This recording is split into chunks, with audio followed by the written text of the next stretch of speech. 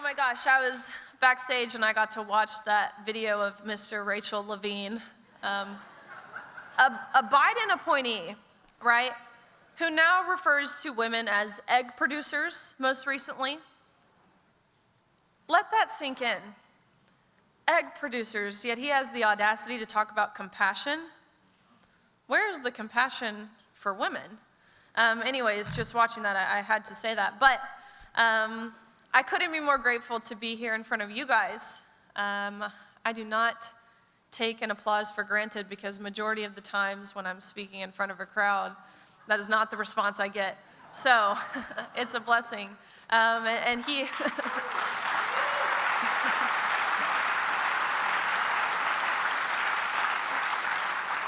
He had alluded to, a mob. A few months back, I went to San Francisco State University, which was my first mistake. But I was met with ambush. I was attacked, I was assaulted, I was hit, I was punched by these men who were claiming to be women. Lucky for me, their punches don't hurt that bad. But they ended up holding me for ransom for over 4 hours, where these protesters demanded that if I wanted to make it home to see my family safely again, I had to pay them money.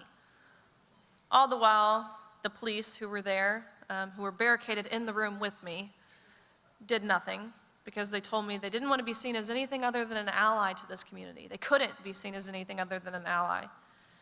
The university the next day doubled down on what their students did because they sent an email out to their student body saying, word for word, "We are so proud of our brave students. We applaud them for handling Riley Gaines in the manner that they did.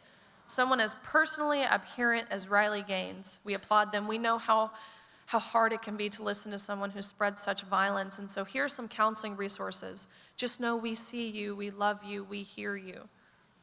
That's what the university said. So again, all of that to say, I appreciate a welcoming crowd.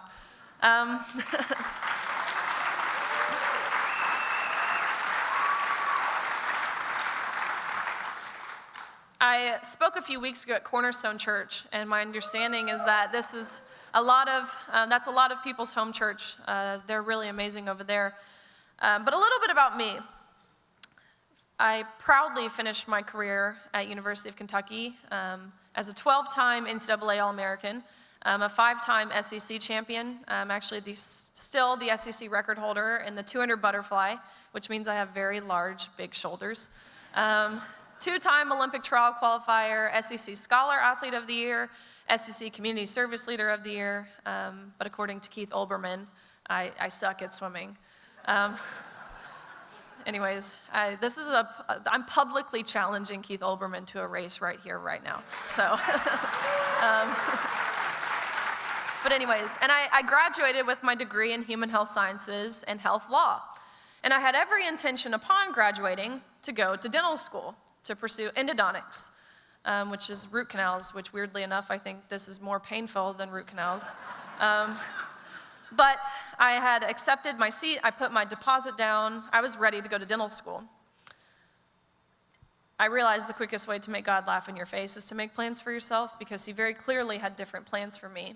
After facing what I faced and really feeling what I felt and seeing what's at stake, I knew someone had to continue talking about this, and so that's really how I got here.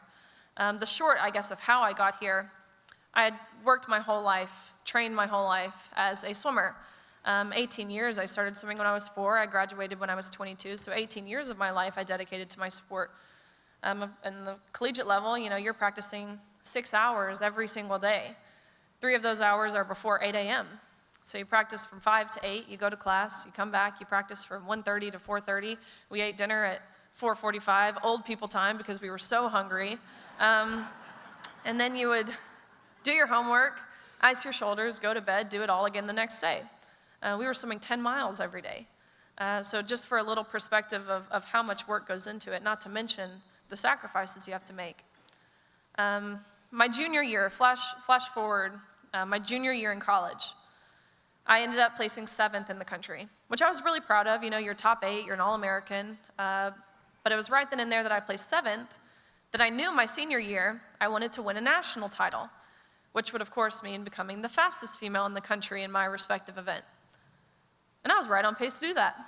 About November of 2021, which is about the middle of our season, I was ranked third in the country, trailing a few 100ths or tenths of a second behind the girl who was ranked in second. And I knew her very well, because like in most sports, you're top-tier athletes, you know of each other, regardless of where you compete in the country, because you've grown up competing against each other. So I knew the girl in second very well, but the person leading the country by multiple seconds, which is a very large margin in swimming, I'd never heard of before. So there was a lot of red flags. This was a senior. They were from University of Pennsylvania, which is not a school that historically produces fast swimmers. Sorry, all you Ivy Leaguers. What's up with the Ivy League also? I thought this was supposed to be places of like higher education, yet you guys are getting lectured to by someone from University of Kentucky. There's gotta be like a joke in there somewhere. But anyways, and a blonde, come on. From University of Pennsylvania, a senior, leading the country again by large margins. Not to mention, this person was ranked at the top of the country in the 100 freestyle, which is a sprint, and all the freestyle events in between until the mile, which is, of course, long distance. And so if you think about this in terms of your Olympic runners, for those of you who don't necessarily understand swimming, that's like saying your best 200-meter runner is your best marathon runner. Again, it doesn't happen. Those are totally different systems, but that's what we were seeing in this person. So I'm talking to my family and my coaches, my teammates. Who is this? We had no idea. And it was the first time we became aware of a swimmer named Leah Thomas. And so we continued to not know who this was. Keep in mind, I hadn't seen any pictures at this point, or else it would have made sense. But I just looking at the times on paper and the name, had no idea. Until an article came out disclosing that Leah Thomas was formerly Will Thomas and swam 3 years on the men's team at University of Pennsylvania before deciding to switch to the women's team. Of course, when I read this, I was shocked, to say the least. I never would have expected this. I was more apt to believe this person literally came out of nowhere than to believe it was a male. But really, I felt this sense of relief when I read this, because I then went to look up who Will Thomas was, because I was curious. Was this a lateral movement? Was this someone who went from ranking first in the country, competing against the men, to now continuing to rank first against the women? Which is, of course, not what we saw. We saw this was a mediocre man, at best, ranking 462nd the year prior when competing against the men, to again now dominating the women. But ultimately, that's why I say I felt relieved. Nothing opinionated about it, nothing hateful, looking at the paper in front of us that this was not a lateral movement. And I say I felt relieved because I thought the NCAA would see it how I saw it. And again, my parents, my teammates, my coaches, how anyone with any amount of brain activity would probably comprehend this. But the NCAA did not see it that way. They saw nothing wrong with it. And so about 3 weeks before our national championships, they announced that Thomas would in fact be competing with the women, and it was a non-negotiable. His participation was a non-negotiable. That's the verbiage they used. And so I watched on the side of the pool that first day as Thomas swam to a national title, becoming the first man to win a Division I NCAA women's title.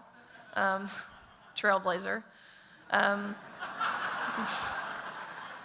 Beating out Olympians, beating out American record holders. Guys, these aren't scrubs. They're the most impressive female swimmers this world has ever seen, again, by body lengths. Even the time Thomas went last year and would have beat every girl in the country this year by body lengths.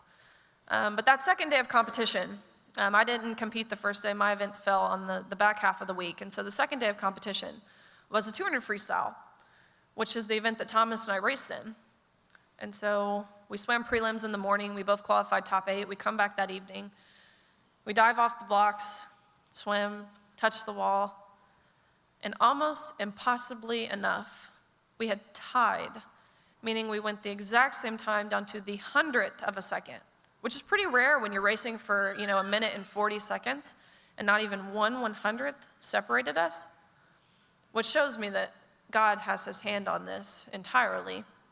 But I get out of the water, I go behind the awards podium where typically you're handed this little $5 production trophy and you're named an All-American and everyone applauds. And so we go behind the awards podium where the NCAA official looks at both Thomas, who's towering over me at 6'4". Wikipedia says 6'1". Wikipedia's lying. Thomas is 6'4". Towering over me at 6'4", the official looks at both of us and says, "Great job, you two, but you tied. And we only have one trophy, so we're gonna give this trophy to Leah. Sorry, Riley, but you have to go home empty-handed." And I was so taken aback. My heart rate was high because I just raced. My adrenaline was still high. I probably said some things I shouldn't have said. But ultimately, I looked at this official and asked the question that no one dared ask all season. And I said, why? Why are you giving the trophy to a man in the women's 200 freestyle? And I actually appreciate his honesty. His face visibly saddened. I'll never forget, his eyes sunk in. He didn't even believe what he was about to tell me.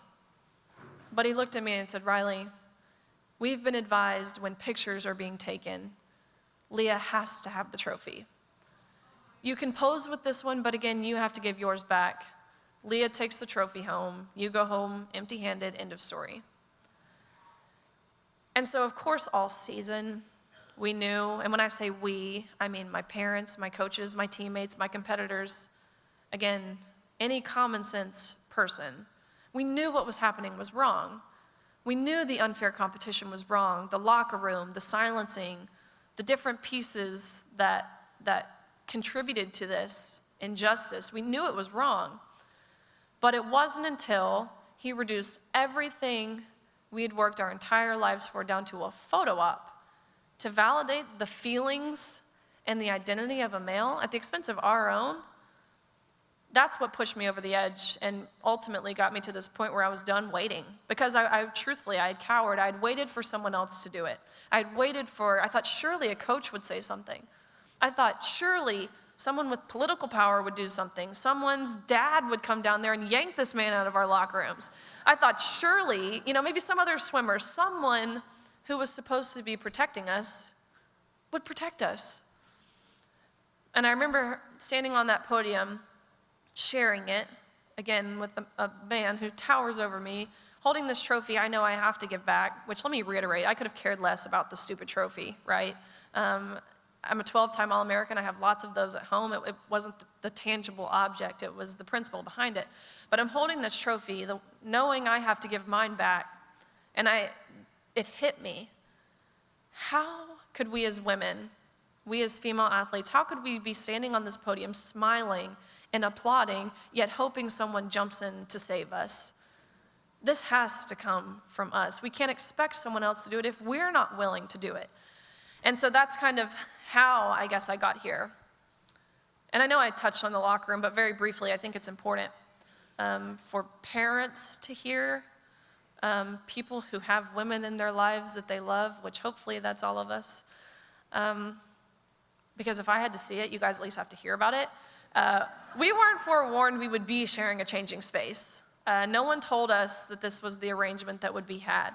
The only time we became aware we would be undressing inches away from a 6'4", 22-year-old male fully intact with and exposing male genitalia was when we were undressing inches away from a 6'4", 22-year-old man intact with and exposing male genitalia. The experience, of course, it's awkward, it's embarrassing, it's uncomfortable, it's violating. But the best word to describe it, without being overplaying what it was, is traumatic.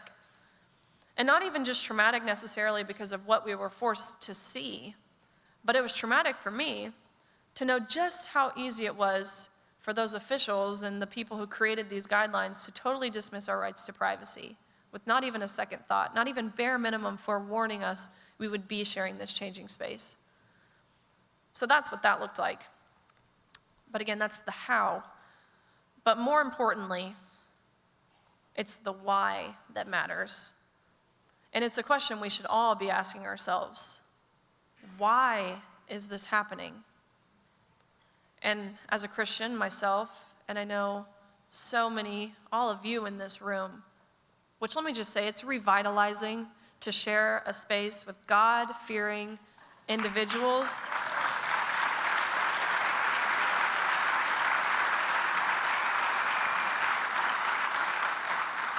It's revitalizing. That's the best word for it. It's, at times, this can be very taxing, but this fills my cup, so just putting that out there. As a Christian myself, I know why this is happening. It's entirely spiritual warfare. It really is no longer a battle of right versus wrong or good versus bad. It's moral versus evil. And I've looked that evil in the eyes in San Francisco and other places where these people claim to be acting out of love and inclusion and tolerance and acceptance and welcoming and all of those different things. That's not what love is. Myself, I refer back to this term of true love and what that means and how those words are synonymous. It is loving to say the truth. Anything else is the opposite of love. It is not compassionate to ask a young girl to undress in front of a man, and it is not inclusive to ask us to smile and step aside and allow men onto our podiums. That's exclusive to the very female athletes who Title IX was passed to protect. And I know there's a lot of women, because I talked to a lot of you before this, who had told me, it was my generation who fought for Title IX. Not to age you guys, sorry. But in some of y'all's same lifetime, you're seeing the benefits, you saw the benefits of Title IX, a beautiful 37-word, it's only 37 words, federal civil rights law that prevents discrimination on the basis of sex, giving women opportunity in athletics, but also in education in so many different aspects. It's a lot broader than just sports. In your same lifetime, you're seeing the benefits of Title IX, and now you're seeing those same benefits being stripped away, causing us as women, as young girls, to become collateral damage in the process. But as I said, it's a lot broader than women's sports. And why this should be pretty chilling to all of us is we're denying objective truth. The most basic of truths at that, man and woman. It's the essence of humanity. Hate to break it to you, that's how we're all here, man and woman. And they're asking us to deny that. That's like asking us to deny that the sky is blue. It's a pretty Orwellian idea. 2 + 2 is 5. And so many of us, again, not necessarily the people in this room, but the people outside this room who don't know God, so many of us are adhering to this and other things. Notice how we refer to ourselves as biological women. I think that's so funny because, and for the longest time I did too, I thought I had to make the distinction, I'm a biological female and this person is a biological male. We have to stop with that.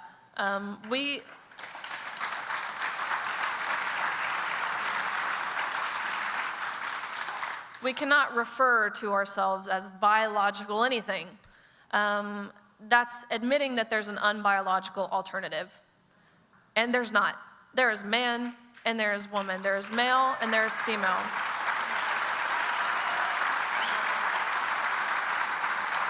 There is girl and there is boy. There is mother and there is father.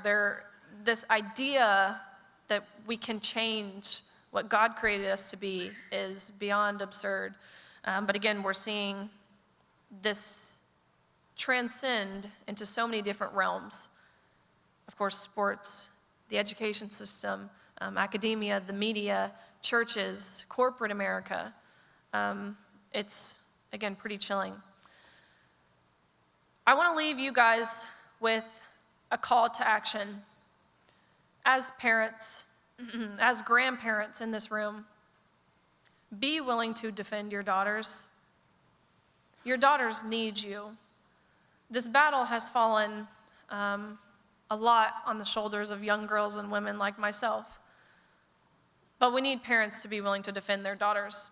That being said, I think this conversation very naturally and understandably becomes centered around girls and women.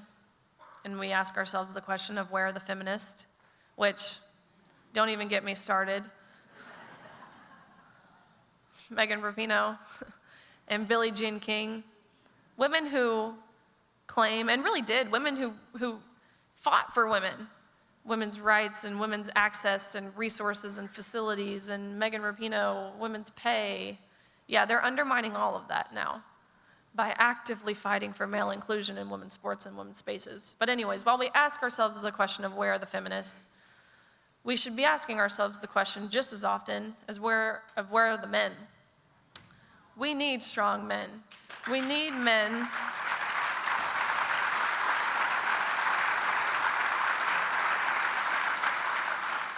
We need men to be willing to fulfill their biblical role, which is to protect and provide. There's this saying, and it's hard times create strong men create good times create weak men create hard times. And it's really interesting because you can see this cycle play out throughout history. And there's no doubt in my mind we're in the part of the process now where weak men have created hard times. I think the last time we had a society full of strong men is in the 1940s during World War II. When men were lying about their age to enlist in the draft, and now we have men lying about their sex to get into women's sports. It's this crazy juxtaposition, but I think it proves the cycle that I'm talking about.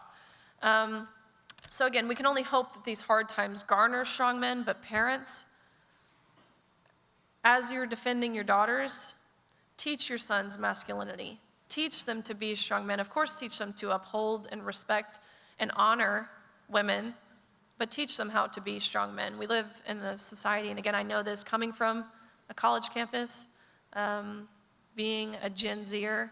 Can I identify as not a Gen Zer? Maybe I'll do that. I don't identify as a Gen Zer. But we've deemed masculinity as toxic and bad and this undesirable trait. But again, we need masculine men. Last thing I want to say, just know it's liberating to speak the truth. Once you do, and once you realize you don't have to be coerced by the rules or the guidelines that go against your moral compass, what you know to be just, what you know to be right, what you know to be true and fair, it feels like a weight is off of your shoulders. And know that we're in the overwhelming majority on this issue. This is certainly a winning issue, and I think people are becoming more bold, they're becoming more inspired, and more willing to acknowledge that.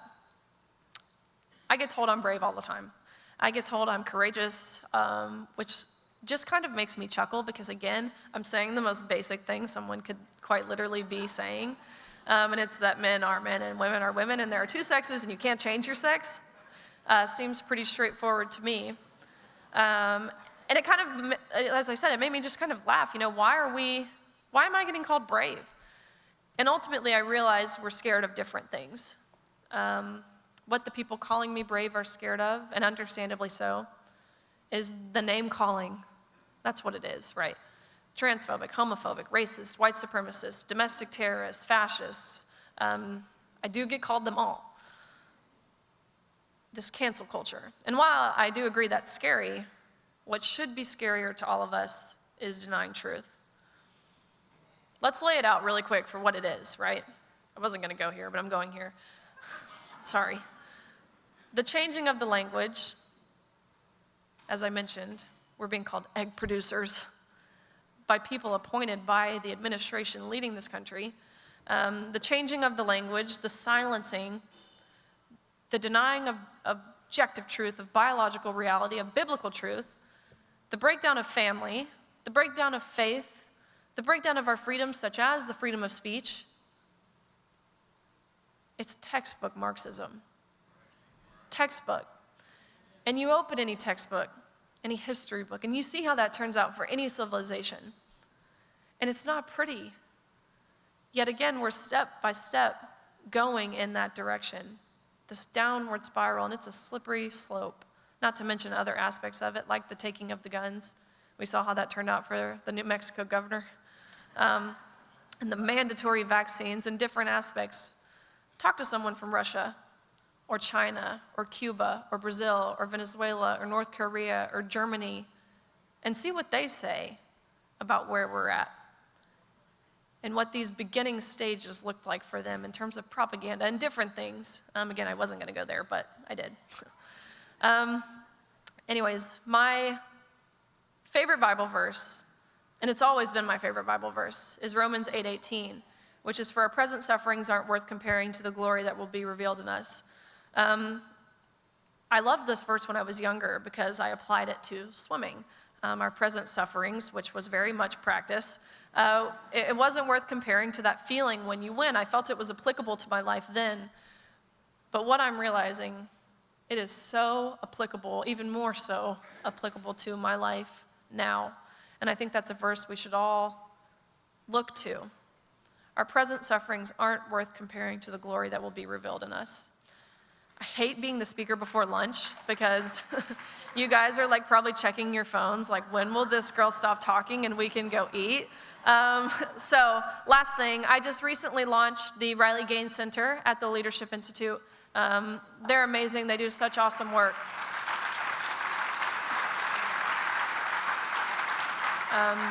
Leadership Institute has a table, I think, in the exhibit hall, but what this center is, it's a center that I wish, or a resource that I wish I had when I began to speak out.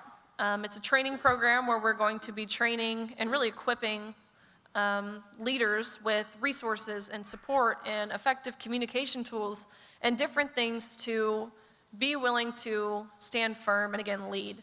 We're also going to be funding to put conservative speakers back on college campuses, whether that's at Turning Point chapters, YAF chapters, Network for Enlightened Women, whatever that looks like. Because, again, coming from a college campus, I see how the freedom of speech is dwindling.